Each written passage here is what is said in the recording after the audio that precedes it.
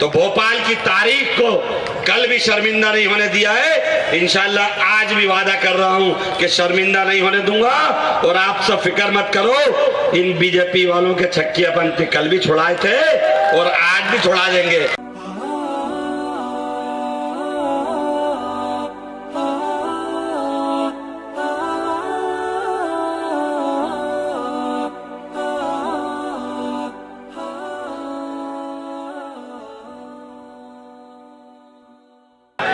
अस्सलाम वालेकुम।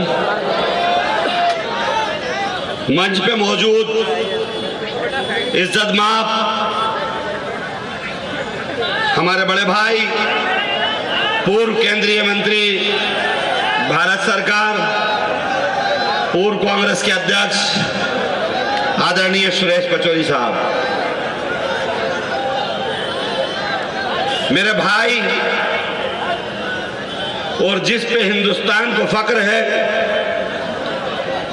बहुत अजीज सांसद इमरान प्रतापगढ़ी साहब, तमाम भोपाल शहर के बुजुर्ग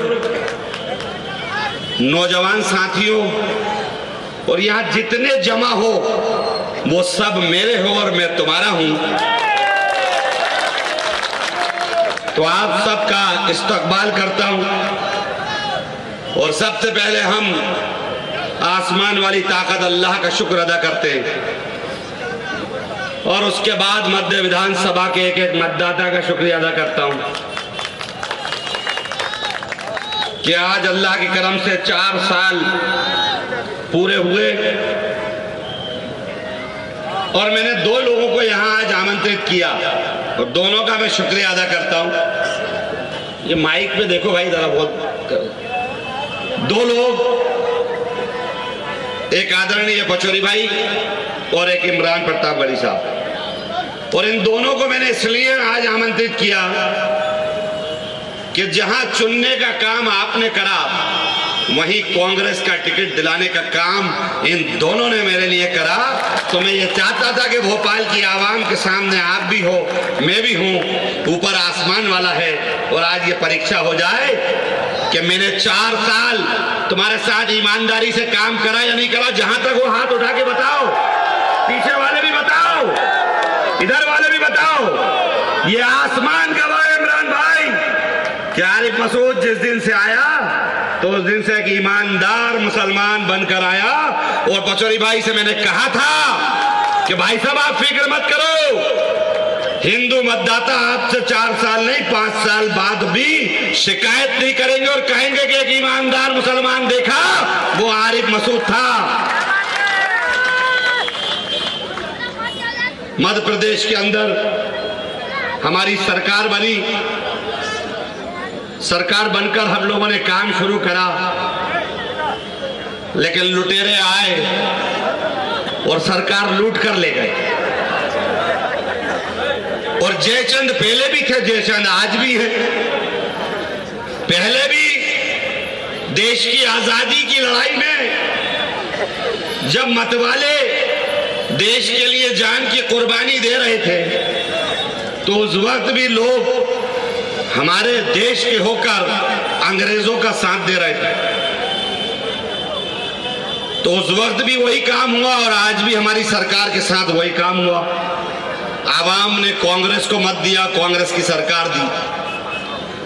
इमरान भाई जीतने के बाद सबसे पहले मैंने भोपाल में जो परखा तो मुझे ये कहते हुए फख्र होता है कि एक कमी खलती थी कि 20 साल से मैंने जिस नेता के साथ काम करा उससे पहले उनका नाम मरहूम रसूल अहमद सिद्दीकी।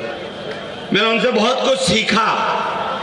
मैं बच्चा था, मैं उनके साथ जब चलता था तो वो कभी अस्पताल बनाते थे, कभी नौकरियों की बात करते थे, कभी भर्तियों की बात करते थे। तो मैं सोचता था कि सारे लोग नेतागिरी कर रहे हैं, ये इस काम में लगे रहते।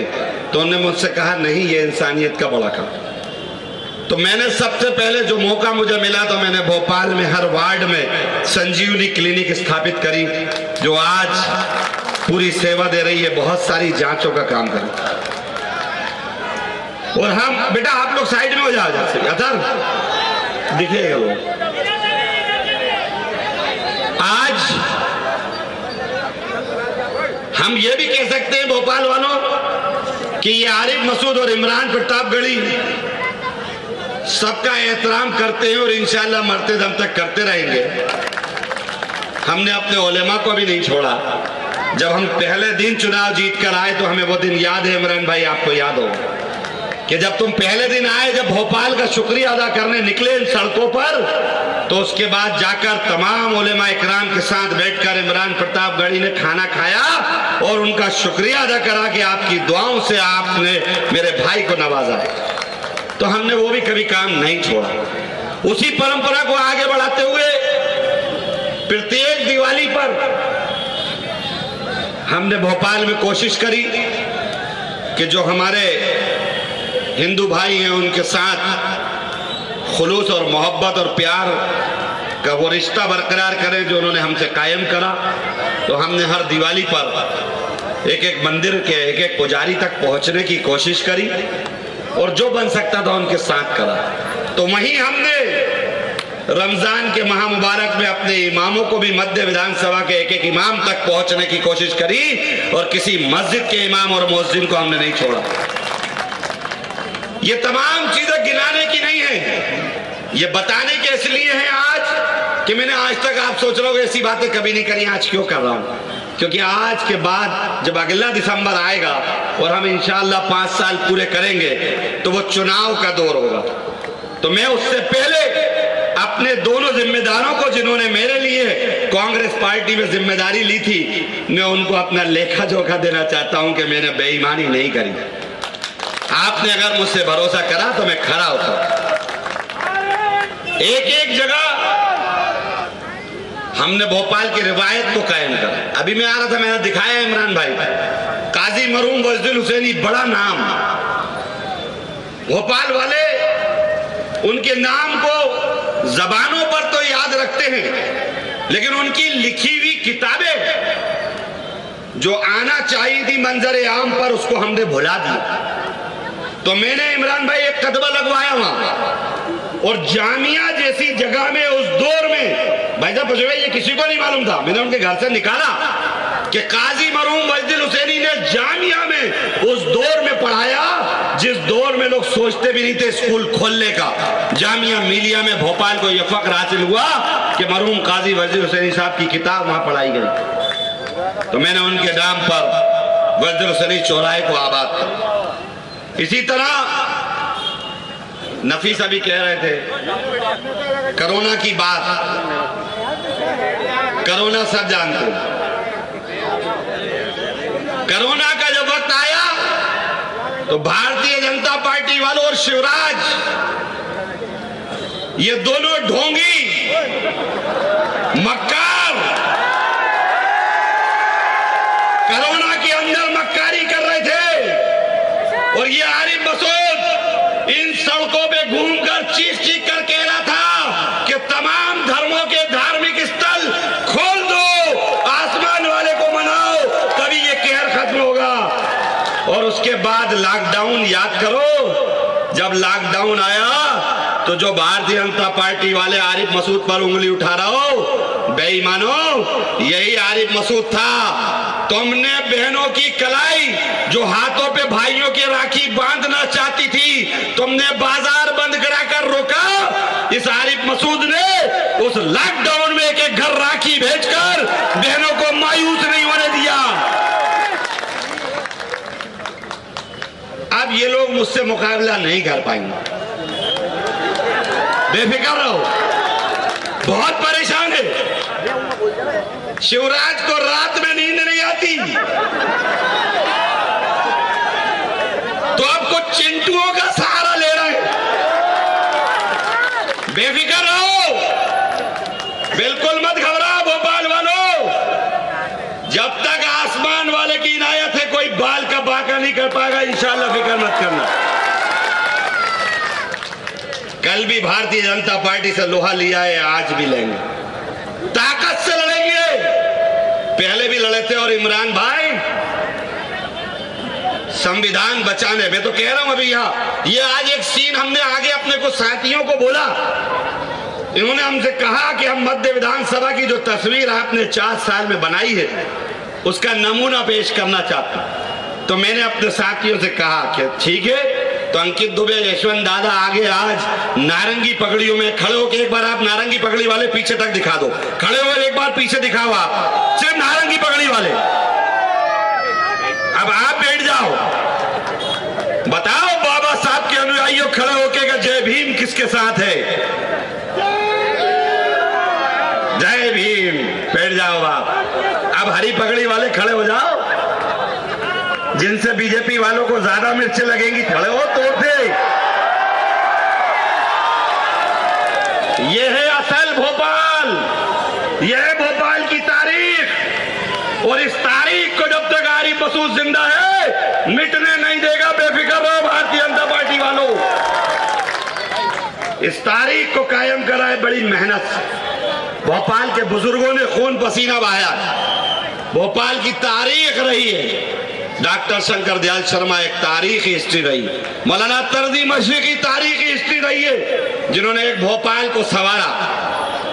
खान शाकिर अली खान जिन्होंने भोपाल को संवारा। इस भोपाल के लिए ना जाने कितने, और इस भोपाल के अंदर जो इतिहास में मिटा दिया गया। इमरान भाई, एक तारीखी मस्जिद माजी साहब के अंदर 1857 की लड़ाई से पहले, सबसे पहले आजादी की मीटिंग 5 मौलानाओं ने करी। वो मस्जिद माजी साहब के अंदर करी, जिन्होंने आजादी का परचम लहराने की बात करी। तो बेफिक्र रहो, हम सब लोग। हाँ, अभी एक मौका आया, मैं घूमने निकला। बड़ा बीजेपी वाले भाई साहब, आंगनवाड़ियों की बात आपके पास अक्सर आती है। आशा कार्यकर्ता पचौरी भाई के पास आई थी। ये लोग, मुझे लगा बड़ा आंगनवाड़ी कार्यकर्ताओं के लिए काम तो पूरा लेते हैं। पोलियो की भी दवा पिलाओ, मतदाता की सूची भी बनाओ, घर घर राशन कार्ड की जांच भी आंगनवाड़ी कार्यकर्ताओं से कराओ। तो मैंने कहा इनको बड़ा संवार के रखती होगी ये सरकार। लेकिन भाई साहब, जब दिवाली पर मैंने उनको पहली बार मैंने कहा मैं माफी चाहता हूं, मेरा ध्यान आपकी तरफ नहीं गया था, लेकिन मैं आज आपको आमंत्रित कर रहा हूं। इस दिवाली पर मैं आपको कुछ भेंट करना चाहता हूं। प्रीति दीदी है और प्रतिभा विक्टर, खड़े हो आप दोनों। शर्मिला, अच्छा नहीं, आप लोग थे ना उस दिन फंक्शन में। भाई साहब, जब मैंने आंगनवाड़ी वालों को बुलाया और पहली बार एक सिर्फ साड़ी भेंट करी और एक एक लिफाफा दिया, तो उनके आंसू निकल आए। ये दोनों गवाएं बहनें, कि उन्होंने कहा कि आज तक किसी सरकार ने हमारा ये एहतराम नहीं करा, पहले व्यक्ति हो जिसने सम्मान करा। तो ये सिर्फ ढोंगी लोग, ये कुछ नहीं करते। मैंने उनसे कहा मेरी विधानसभा में 28 आंगनवाड़ियां 5 वार्डों में, तो मैं बच्चों भाई कह के आया हूं, पैसा दे के आया हूं, वर्क ऑर्डर देकर आया हूं। और काम का तो इमरान भाई, ये पीछे ही बैठे हैं आपके 2 लोग, माननीय पूर्व पार्षद साहब, ये सब कोरोना में जब लॉकडाउन था, लास्ट वाला कोरोना, तो इसका फायदा उठाते हुए चौक भोपाल और मंगलवारा का डामरीकरण कोरोना में कराया था कि नहीं कराया था, याद है? सब्जी मंडी, जब मैं चुनाव प्रचार में जा रहा था, सब्जी मंडी का रोड 40 साल से नहीं बना था, सबको याद है। वहां शहर के मुफ्ती अबुल कलाम साहब सब्जी ले रहे थे, मेरी नजर उन पर पड़ी, शावर साथ था, मैं गया उनके पास, मैंने कहा हजरत घूम रहा हूं। तो उन्होंने कहा बहुत अच्छा, लेकिन ये मंडी का हाल देख रहा हो। मैं कहा बेफिक्र रहिए, इंशाअल्लाह बनने के बाद सबसे पहले सब्जी मंडी का काम होगा। और 40 साल में 50 लाख का रोड सबसे पहले सब्जी मंडी का बनवा कर दिया, और उसका उद्घाटन भी काजी शहर भोपाल मौलवी मुश्ताक साहब से और पंडित जी से बुलाकर और गुरुद्वारे वालों को बुलाकर कराया। उसके बाद अभी नगर निगम चुनाव में से पहले घूम रहा था, तो यहाँ बैठी होगी बहन मसरत, वहां घूमा तो ये अजीत भाई के वार्ड के पीछे गल्ला मंडी में एक रोड था। लोगों ने कहा यहाँ 30 साल से रोड नहीं बना। तो मैंने कहा 30 साल से रोड नहीं बना, वो मेरे भी 3 साल हो गए, तो गुनाहगार तो मैं भी होऊंगा। तो 3, मैंने कहा चाहे कुछ हो जाए, काम कल शुरू कर दो।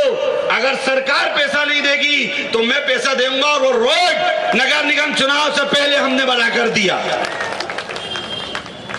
अभी भोपाल के अंदर बहुत सारे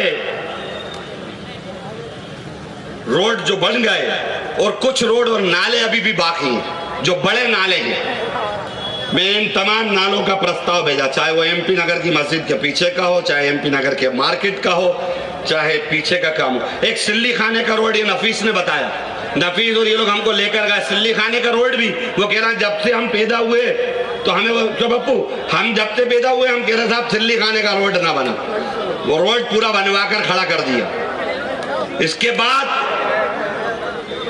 अभी जो नाले बचे हैं इंशाल्लाह वो नाले भी मैं बनवा कर दूंगा। लेडी हॉस्पिटल खाली हो गया अयूब भाई, आप और मुन्नू भाई और सभी लोग, चांद भाई आप लोग सुन लो, लेडी हॉस्पिटल का जो अस्पताल खाली हुआ, भोपाल वालों को बड़ी फिक्र है कि एक अस्पताल शिफ्ट हो गया तो अब यहाँ क्या होगा। तो चीफ सेक्रेटरी इकबाल सिंह जी का मैं शुक्रिया अदा करता हूं, मैंने उनसे मुलाकात करी और एक नया जेपी हॉस्पिटल के तर्ज पर जल्दी 200 से 250 बेड का अस्पताल यहाँ पे कायम होगा।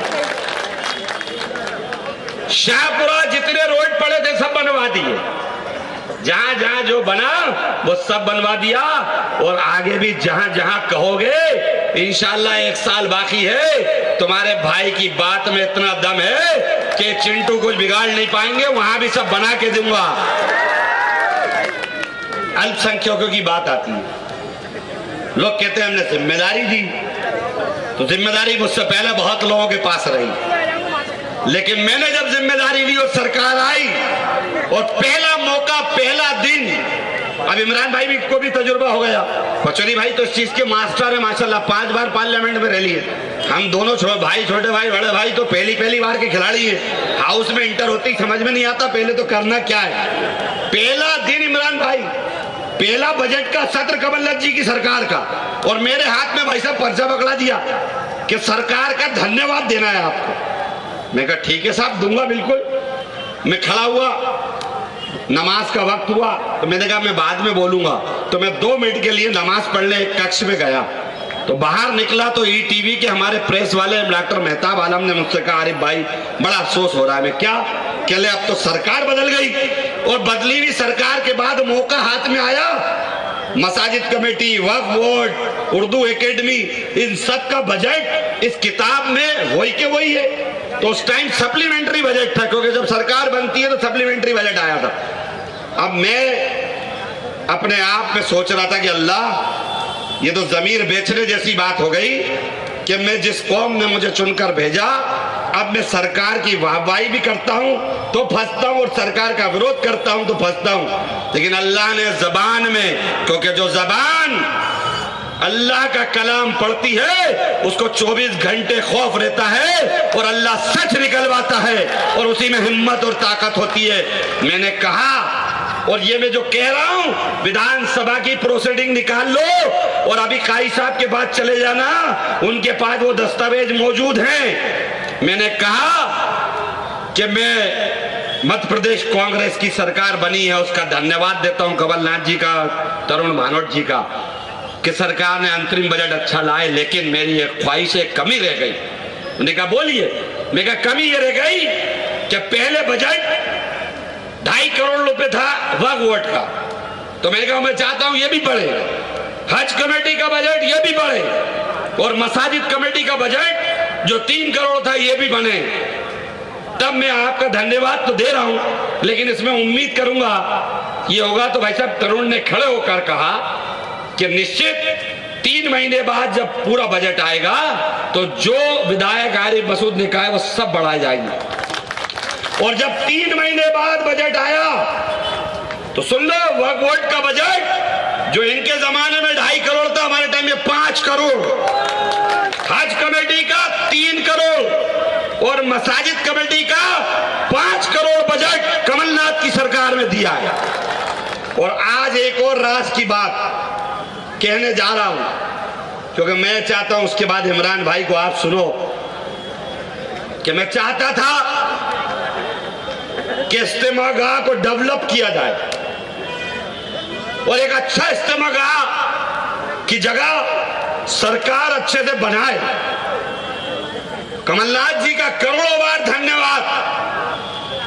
जब बैठक हुई इस्तेमा की तैयारियों के लिए, तो मैंने कहा कमलनाथ जी से कि मैं चाहता हूं कि इस्तेमागाह के लिए जगह दी जाए।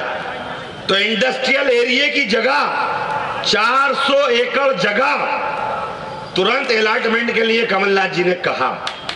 उसके बाद मैंने उनसे कहा कि मैं आपका धन्यवाद देता हूं कि आपने महाकालेश्वर, बाबा महाकालेश्वर की नगरी उज्जैन के लिए आपने 500 करोड़ दिए, ओंकारेश्वर के लिए आपने पैसे दिए, जबलपुर के लिए आपने पैसे दिए, अब आप एक कदम और आगे बढ़ के हमें भी दे दो।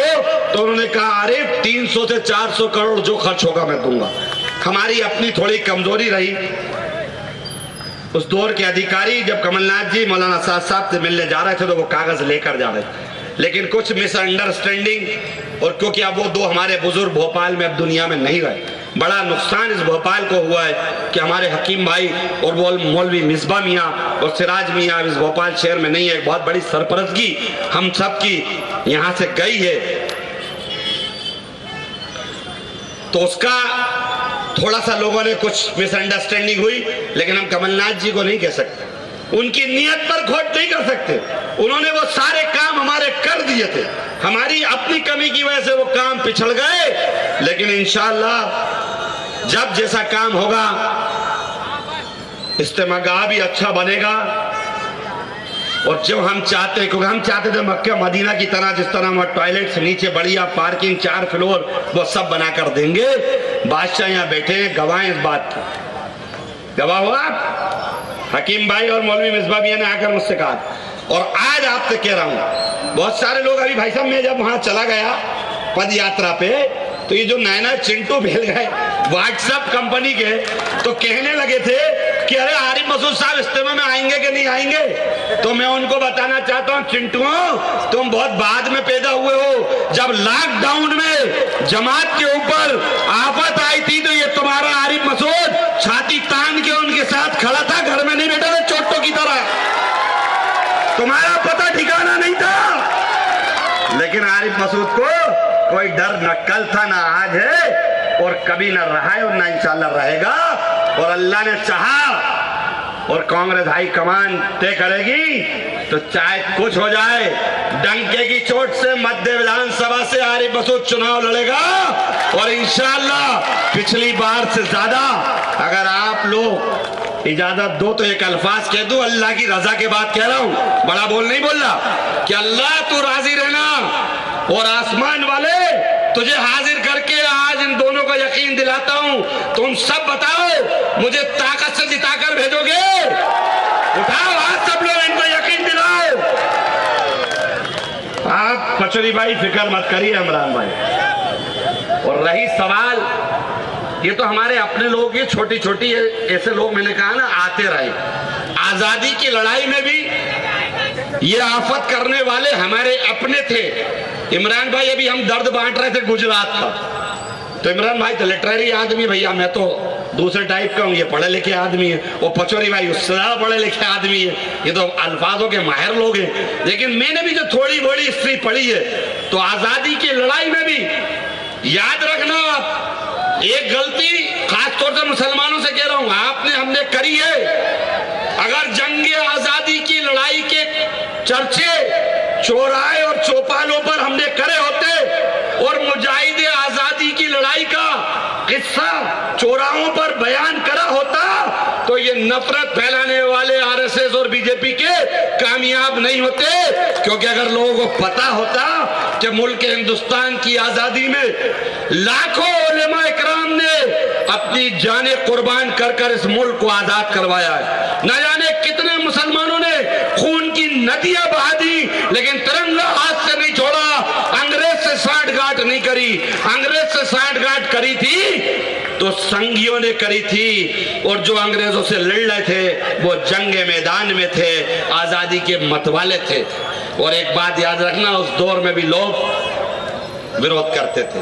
और देश जब आजाद हुआ तो मुल्क हिंदुस्तान की आजादी के बाद जहां अमन का माहौल बनाने का काम पूरे देश में चल रहा था, तो उस दौर में नफरत फैलाने वाले तब भी हमको बांटने का काम कर रहे थे। और मैं भारतीय जनता पार्टी वालों तुमसे पूछता हूं, तुम जवाब नहीं देते हो, बड़े बेईमान और चोर लोग हो।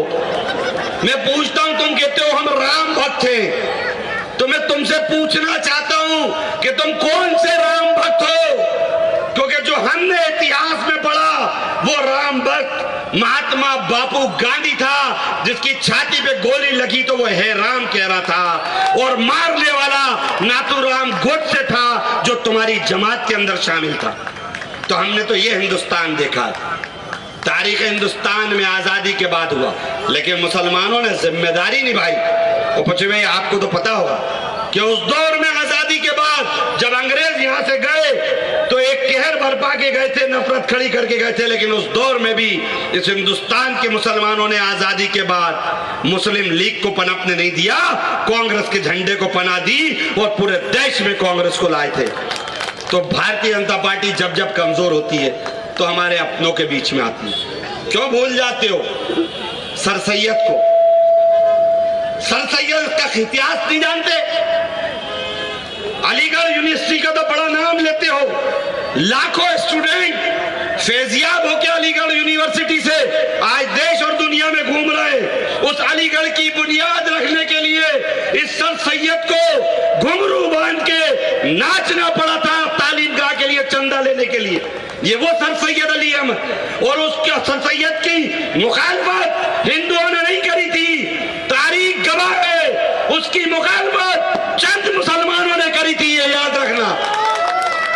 तो हमें घबराने और डरने की जरूरत नहीं है। अगर तारीख पढ़ोगे तो न कल डगराओगे न आज घबराओगे। और एक बात आखिर में कि अल्हम्दुलिल्लाह बेपनाह मोहब्बत बड़ों ने दी है, भोपाल के उलेमाओं ने दी, भोपाल के नौजवानों ने दी, हर समाज, हर वर्ग, हर तबके के व्यक्ति ने दी, और उन सब का मैंने एहतराम करा।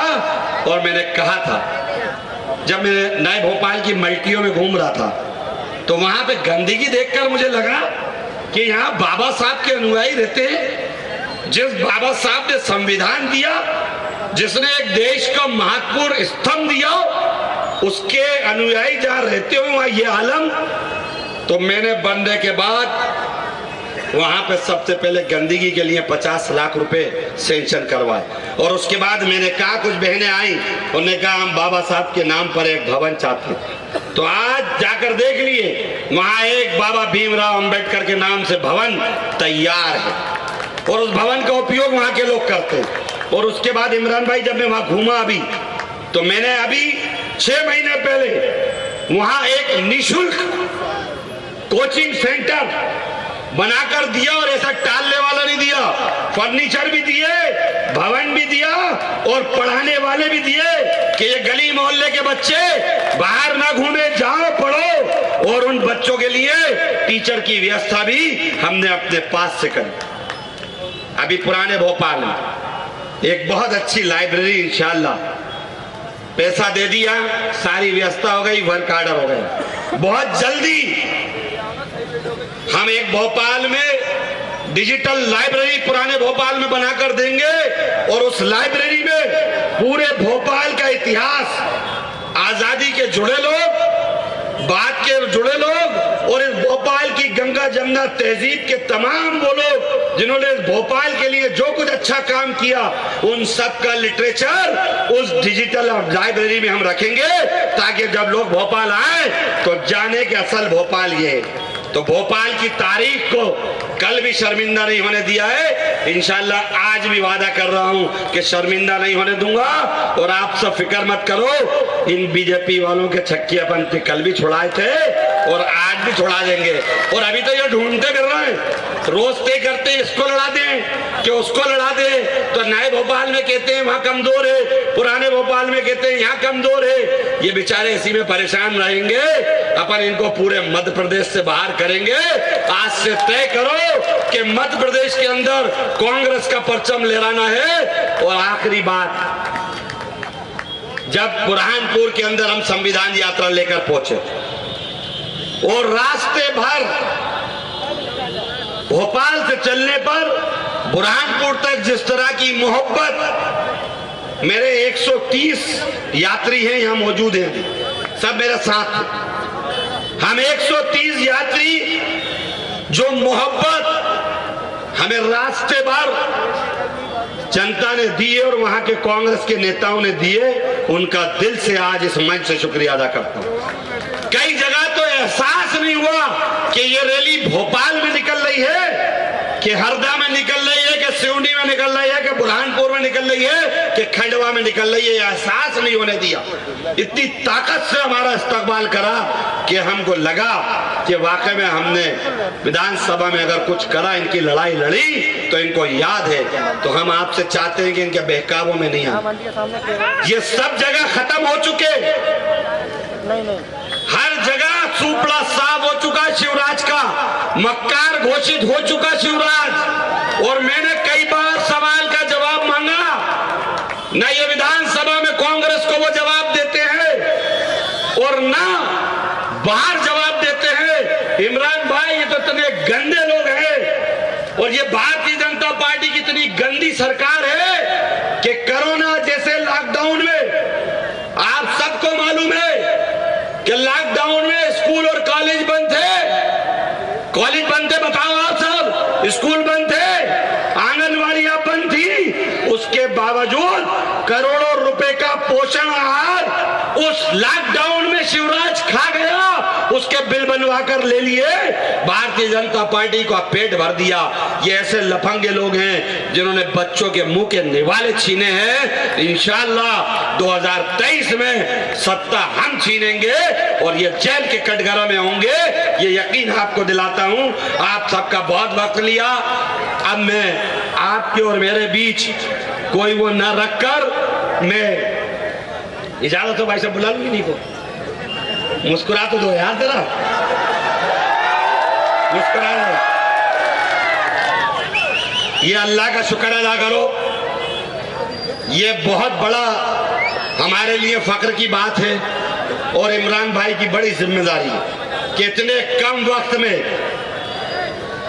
कम वक्त में अल्लाह ने इनको नवाजा। वरना कांग्रेस में लोगों को 30-30 साल हो जाते हैं, 5 का टिकट नहीं मिलता।